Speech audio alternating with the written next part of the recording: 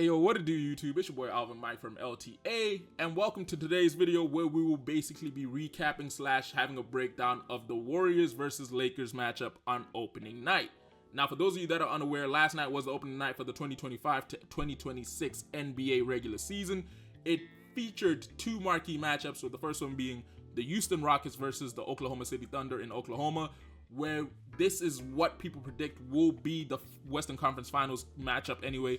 And then the second matchup was the Los Angeles Lakers versus the Golden State Warriors, aka the Old Head Bowl, because again, this game was being played mainly just because of the draw that Steph and LeBron do have. The unfortunate thing being LeBron James never suited up for this due to injury. Now, going into this matchup, the best thing to point out is the starting lineups. On the side of the Warriors, we had Steph Curry, Brandon Pajemski, Jimmy Butler, Johnathon Kuminga, Draymond Green as the starting lineup. Now, this did shock quite a few people because for those of us who've been in the know with the Warriors, the biggest issue they've had is Steve Kerr has shown resistance towards basically playing Johnathon Kuminga, and the expectation was he was going to be coming off the bench, especially with the fact of how he held out for the contract negotiations. It wasn't expected for him to have so much playing time, but again, he was. On the side of the Lakers, they came out with a lineup that it was based off preseason success, but at the same time, the preseason is the preseason for a reason. Hence, their lineup included Luka Doncic, Austin Reaves, Gabe Vincent, DeAndre Ayton, and Rui Hachimura, which in my personal opinion, in the backcourt is really bad defensively, just because Gabe Vincent is the best defender out of the three, and the issue with it is he's the most undersized out of the three. And as for the other two, if you've watched my other videos, you know I stand on them defensively. Only key note to throw in here is I do have a different position on Luka Doncic's defense, because as expected, with Luka having lost some weight and gotten better shape, he has shown a lot of improvement on the defensive side of the ball. Now, to start off with, in the opening quarter, we did notice the Warriors take a 28-22 lead, which was mainly manufactured behind the fact that the Warriors started their offensive game plan by basically creating through anyone that wasn't Steph. I like this flow of offense just because it basically meant you were playing 4-on-4, and the best defender, at least at the perimeter, was not going to be involved in this 4-on-4 because they were basically having the role of chasing down Steph. And it allowed the Warriors to generate a lot because, again, the ball mainly went through Jimmy Butler, who at this time was scoring at will, shooting about 50% from the field throughout the entire game and shooting 16 free throws.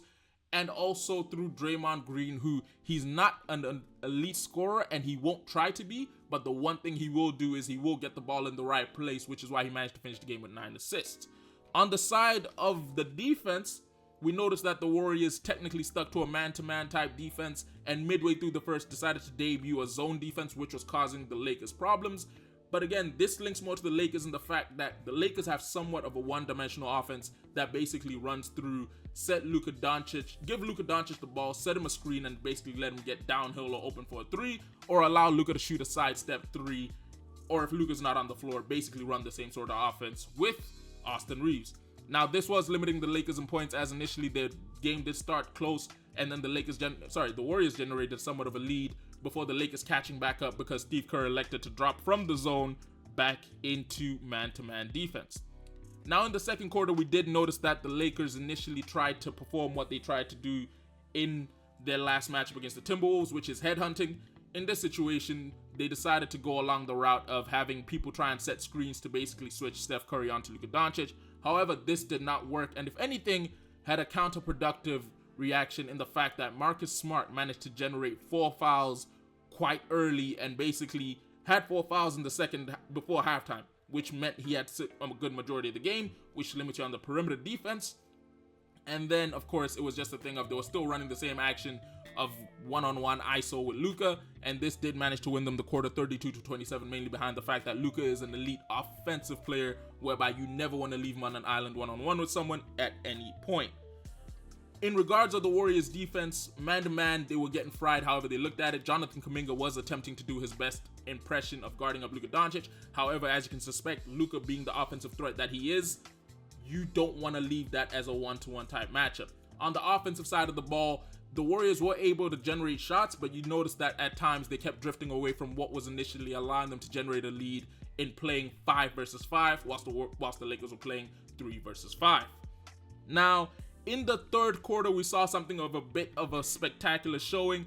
I call this the Johnathon Kuminga quarter because in this quarter, we managed to notice Johnathon Kuminga knock down 3 threes and generated about 13 points of his entire 17 points in this quarter, mainly due to the fact that the Lakers couldn't find a way to stop him, and he'd find himself in favorable switches whereby he had someone like DeAndre Ayton on him, and as we saw in this matchup, DeAndre Ayton was playing a lot of drop coverage on everyone and basically trying to hang as close to the rim as he could, which allowed for a lot of pull-up jumpers and a lot of people to basically knock down threes if left open in spots. Now, the other thing to notice in this was Luka was trying his best to defend as much as he could. He found himself in a few bad situations whereby he was getting switched onto Steph, and he really did step up to the occasion. And on the side of the offensive side of the ball, there might need to be a coaching challenge because, again, the Lakers struggled off. They didn't struggle offensively in regards of how teams should fare, but against a team like the Warriors, they did struggle, losing the quarter 35-25 as they continue to run the one-on-one offense. And at this time, the Warriors played man-to-man defense a little bit better by basically electing to blitz the ball as much as they could whenever it was in Luka's hands, as they noticed there was a high pick and roll action, and rather than just having the man step up on the other side, you blitz the ball and basically have help underneath to cut off the cutter if anything were to happen. Now, if we push straight on to, actually right before pushing straight on into the fourth, it is nice to mention that late within the third, we did notice that firstly, on the side of the Lakers, there were issues with Austin Reaves having picked up his 5th foul with 2 minutes left in the third, which is a bad look because without LeBron out there, it meant that Luka Doncic obviously would have to stay on the court a lot longer than he'd have wanted to. And also, in regards of the Warriors, we did start to see Buddy Hield find his own, as prior to late within the third, he was there, but he really wasn't there, but he started to knock the ball down and shoot the skin off the ball late within the third quarter. Now, within the fourth, we did notice that the Warriors started to basically pull away a tiny bit, but then they started to let things go bad. As initially, Luka Doncic did stay on the floor to start the fourth quarter because, again, Austin Reaves had 5 fouls. You could see that he was a bit gassed at this point, which isn't due to him being out of shape because he is in good shape right now, I'll admit that. It was more to do with the fact that he'd been running for so long and had expected to take a break by that time. At this point, we did notice, however, that the Lakers did start to cut into the lead. There was no change within their offensive game plan in regards to how they were going to go about things. The issue more came on the side of the Warriors, who, at this point, they started to play the Lakers' style of offense, which led to them missing a bunch of jump shots. And really and truly, it ended up becoming somewhat of a 5-point game. Now, fortunately for the Warriors, late within this quarter, I say late, about 3-4 minutes into this quarter, they then decided to revert back to their normal offense, which is basically attack down the floor, and it's basically a 4/5-man offense, i.e. 4 to 5 guys will touch the ball on offense. Very rarely will you find situations where they don't.